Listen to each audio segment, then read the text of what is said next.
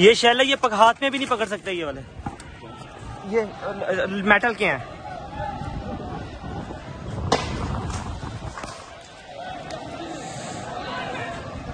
सामने से मार रहे, सामने से।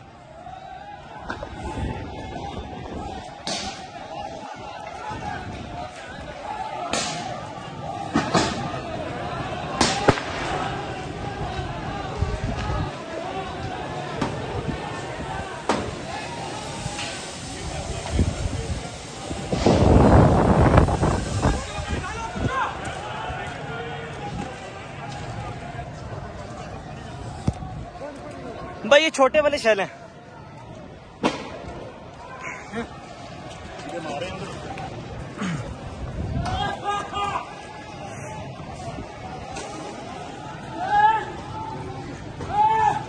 को चेयरमैन बोल शोएब शेख के खिलाफ मनगढ़ंत, झूठा और बेबुनियाद केस। हुकूमत इंतकामी कार्रवाइयों पर उतर आई। रिश्वत देने के झूठे इल्जाम के पीछे असल हकायक वो ले आया अवाम के सामने। सिंध हाई कोर्ट की जानिब से 10 मार्च को एग्जैक्ट केस में बरियत का फैसला भी दे दिया गया, जो रिश्वत के इस इल्जाम को झूठा और बेबुनियाद साबित करने के लिए काफी है। सवाल ये उठता है, न रिश्वत लेने वाला न देने वाला मौजूद, तो फिर ये मुकदमा क्या है? गुज़िश्ता 5 सालों में न तो कोई गवाह पेश हुआ और न ही कोई सबूत सामने आया, जबकि कोई इंक्वायरी अमल में नहीं लाई गई। जब मुल्जिमान से कोई तहकीकात नहीं की गई, कुछ साबित नहीं हुआ, तो फिर ये मुकदमा क्या है? इससे कबल केस की इंक्वायरी कमेटी के सामने खुद जज कादिर मेमन ने रिश्वत के इल्जाम की तरदीद की थी और कमेटी को तहरीरी तौर पर आगाह भी किया था। इस झूठे और बेबुनियाद केस की कानूनन कोई हैसियत नहीं। सिंध हाई कोर्ट इस मुकदमे में शोएब शेख को बरी कर चुकी है, तो फिर इस नाम नेहाद इल्जाम की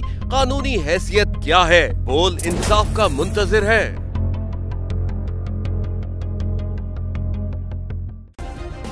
सब्सक्राइब करें और बेल दबाएं ताकि कोई खबर रह न जाए।